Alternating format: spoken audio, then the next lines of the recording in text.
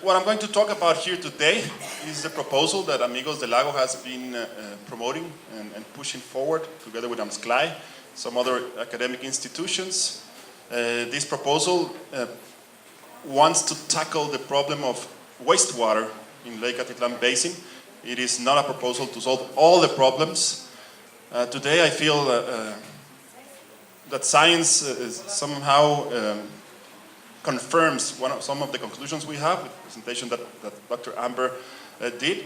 And then I see that the challenges grow as research keeps going in deeper. When I think about the challenges of fixing the problem of aerial dispersion. I mean, fixing wastewater seems like peanuts compared to fixing something that's in the atmosphere. But yeah, challenges is what keeps us going. So anyway, let's begin. First of all, this project needs, for it to be successful, and this I need to stress it, any solution for wastewater needs to put some order in the subject of wastewater in Lake Atitlan. It is a total chaos, total disorder. There are points of entry all over the place, towns that have multiple points of entrances. And here I want to just go back in history. What we need to do here is not something new. It's not something radical. It's not something crazy. It's simply something that other cities have done before.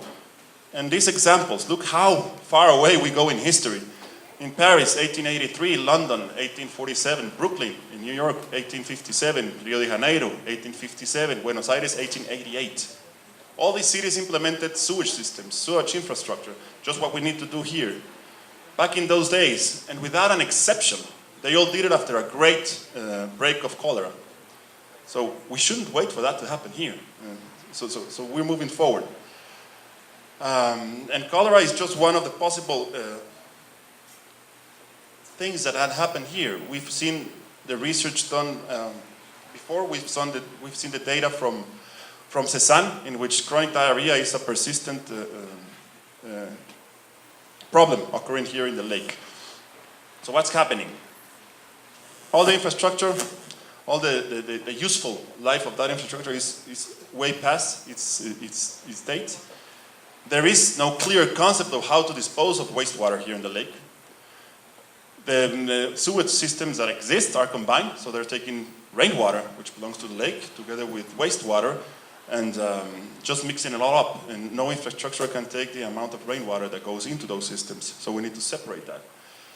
There are multiple points of discharge. We can see it here in Panajachel. You can see on the pier in San Juyu. You can, well, now they're pumping it back to the plant, but next to the plant in Cebollas, you can see multiple points where it's overflowing. So we have that problem. It's very easy to see.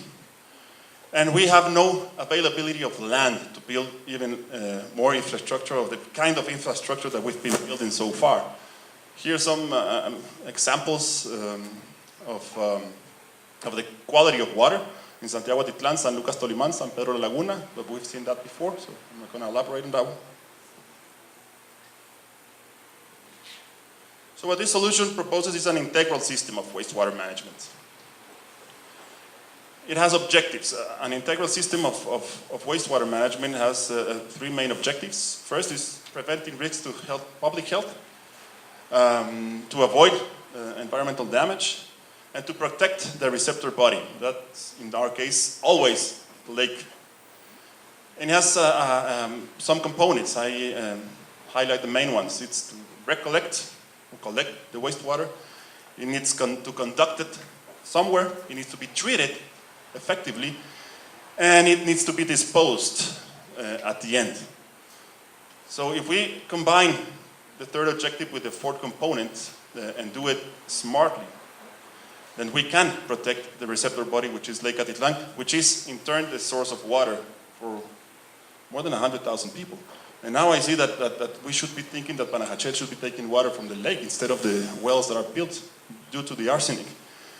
But, well, that's the main concept. How does that concept translate into an infrastructure plan? Well, it's very simple. We've already finished the first part, which is the sewage systems for those towns there, 18. Those systems have to go to pre-treatment plants. That's the first stage of any treatment plant. You know, the desarenador, I don't know how to say that in English.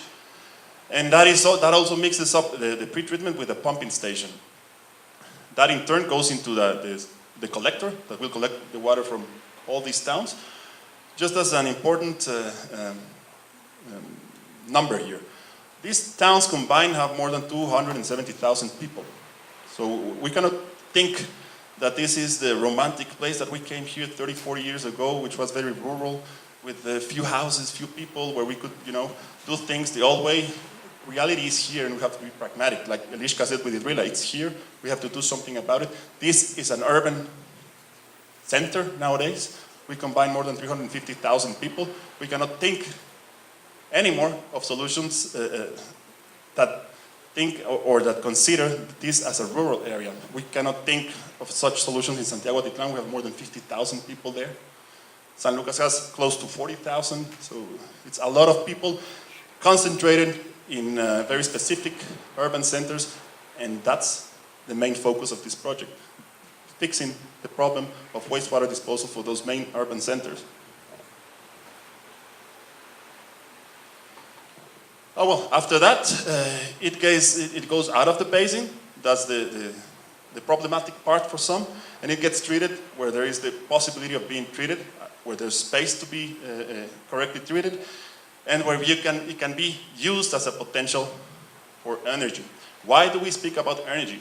What is the main problem here in Lake Atitlan today with the plants that exist, with the sewer system that exists? I'm going to make the question. Please, somebody answer. Just one. What is the main problem? Why doesn't it work? Because of cost. Because of cost. It's that simple.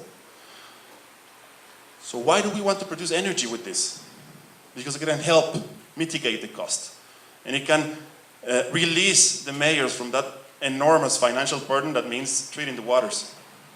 Here, they don't have the money to treat them incorrectly, much less to treat it correctly. It's very expensive to treat water the correct way. You've seen all the filtering systems that need to be put in place. And we cannot just conform ourselves with something that's going to partially treat the water before taking it to the lake, because a lot of people are drinking from that lake. So it needs to be basically purified water.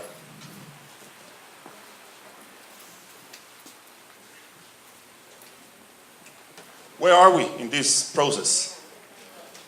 We delivered the orthophotomosaicos. That means in English, basically aerial photographs for all these towns. They have the most up-to-date aerial photographs in any town in Guatemala.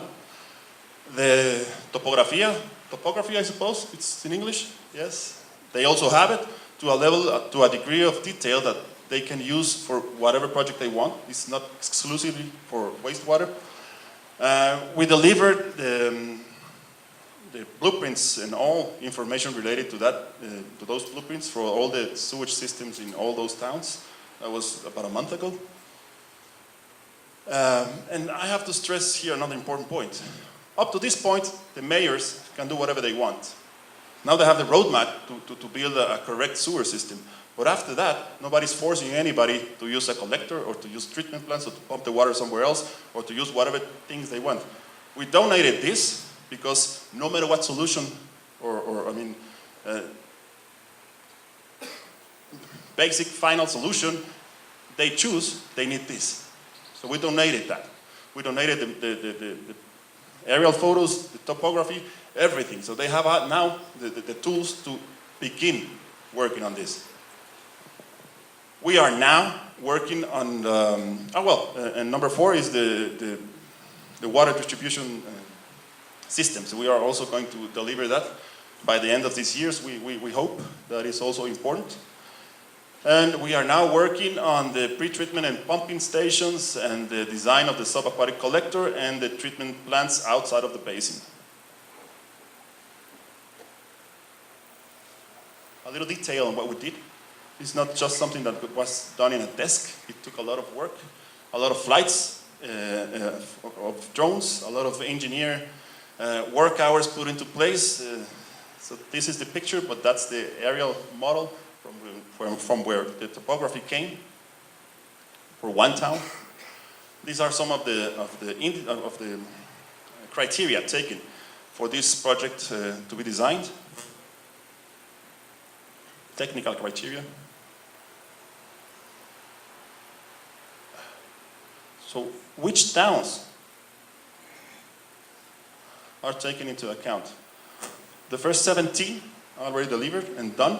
We are still pending Cerro de Oro. We had, amazingly, Cerro de Oro was the most difficult to fly. It's a long town, very, very long. So the drone had trouble with the air currents and whatnot. So we finally got a good flight. Now we have a good picture. So we are a little behind on Cerro de Oro.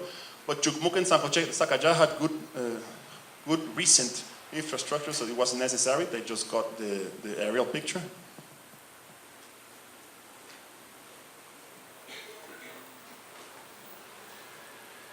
This is an example of San Lucas Toliman.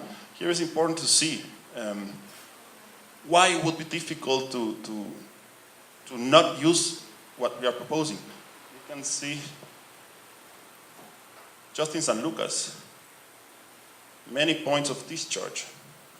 So the mayor would have to find a place to build a treatment plant here, one here, one here, one here. Those are mid-sized treatment plants like the one in Cebollales. Or he could pump from any or all those points and find a big piece of land to treat all the water inside his town. That's just not available. It's not realistic that it's possible. So what we're proposing, very small points of entry, where you only have the pre-treatment and the pumping stations driven towards the main collector. Here we have examples for all the towns. Here's Panajachel in this case. We have 1, 2, 3, 4, 5 points of entry that should be there. And you can see, I believe this to be the pier at San Julio. This would be Santander, I believe. And well, anyway, we have many points of entry. And what they are doing now, they are doing what they shouldn't be doing. They have the plant somewhere over here, next to the river, and they are pumping this up there. I think they are pumping this, and they are planning on pumping the pier wastewater to the treatment plant. But that treatment plant has already surpassed its capacity. So you can see running from the treatment plant, the wastewater that's not very well treated, and next to it, a lot of streams of water that's just the overflow of it. This is to show the degree of technical depth that this work has. This here is example of profile, something like that. It's collector 160 of 235 in San Lucas Toliman. A collector is what goes into all the main streets. So just in San Lucas Toliman, there are 235 main collectors that will connect in time to the treatment plants or the pumping stations or whatever systems are chosen. Here again, why treat water outside the basin? Any discharge, no matter what treatment plant you use, here in the lake or at current examples, will have pathogens, nutrients, and will not comply with the legislation. The receptor body should not be the lake. I think we can all agree on that, because we have to protect the water source and life for over 350,000 people. Maybe not all of them drink water from the lake, but their means of living somehow depend on the quality of the water. And why outside the basin? We can sell that water for irrigation. It's water rich in nutrients. We can generate electricity through hydroelectric power. We can put that dirty water to generate electricity. Why not? And we can capture that methane and burn it and generate even more energy. And in that process, we can capture greenhouse emission gases and sell carbon credits. So we're trying to generate as much profit in this proposal so that we don't have to pay for it, so that we can have a steady source of income to keep the project going and change the ongoing cycle of failure that we're having here in the basin and all of Guatemala, of mayors building great, beautiful plants and then having not a cent to keep them going. So that's why we see more than 87% of all treatment plants in Guatemala as a total failure. In this case, we're changing that. And we're not the first ones to do it here in Guatemala. Well, to this level of depth, yes, but they are doing it in Petén. They are pumping their waters outside, not of the basin, but of the island of Flores and all the remaining surrounding towns, up to 10 kilometers away to be treated in places where there's space and where they can be treated correctly. And treated correctly means also with the lowest cost possible. So they use the space and the sun in lagoons. It's the same thing that we want to do here. Where are we going to treat that water, or where are we looking to be able to treat that water? Not in any private farm like some people believe. We are already in talks with the Universidad de San Carlos. They have a farm there, San Julián is called. It's used as a training ground for their veterinarian school and pharmaceutical schools. They are willing to provide that land for us. We have done the talking with a couple of conditions, of course. One of them is that we help them with their syndicate. There's a syndicate in that farm, so it's not easy. It's not close. It's not something that's going to happen in the next 3 months. It's an ongoing process, and it's going to take years. Still going to take years. But we are working towards that end. So again, why? Why not do what we've been doing so far? Well, obviously the results are there. This proposal resolves the problem of pathogens into the lake. It will not resolve the problem of all nutrients into the lake. Part of them, we saw that it's some part of nitrogen, a very important part of phosphorus, but it's the main input of pathogens, if not the most important, I would say, of pathogens in the lake is coming from raw sewage. Of course, we're going to have the stray dog who poops in the street and the brain washes that. We're going to have pathogens from that. Or the irresponsible person who goes into the lake and doesn't want to come out before he has to go. Those sources are going to still be there, but the main source of 272,000 people today, that's going to grow to more than 500,000 in 20 years, is going to be resolved. It generates auto-sustainability for the project. It will protect human lives. You saw the data on Santiago Atitlan and the percentages of people drinking water from the lake and not from the lake, and it's obvious. It doesn't generate a financial burden for the mayors. It's been demonstrated that they cannot handle it. They don't have the resources. And it will integrate all local stakeholders. That's the whole idea of this project. Some people ask, who's going to manage it? Who's going to administrate it? Well, we have to talk about that, and we all have to sit and talk about that and see what we want as a model for this to work. And the implementation cost is lower than the alternatives. The alternatives are state-of-the-art treatment plants all over the place, and that's simply not realistic. I want to stress another important point. Amigos del Lago is not going to build this project. It's not going to get the money to build this project. We cannot do that. We don't have the capacity or the interest to do it. We are just promoting this as a viable solution.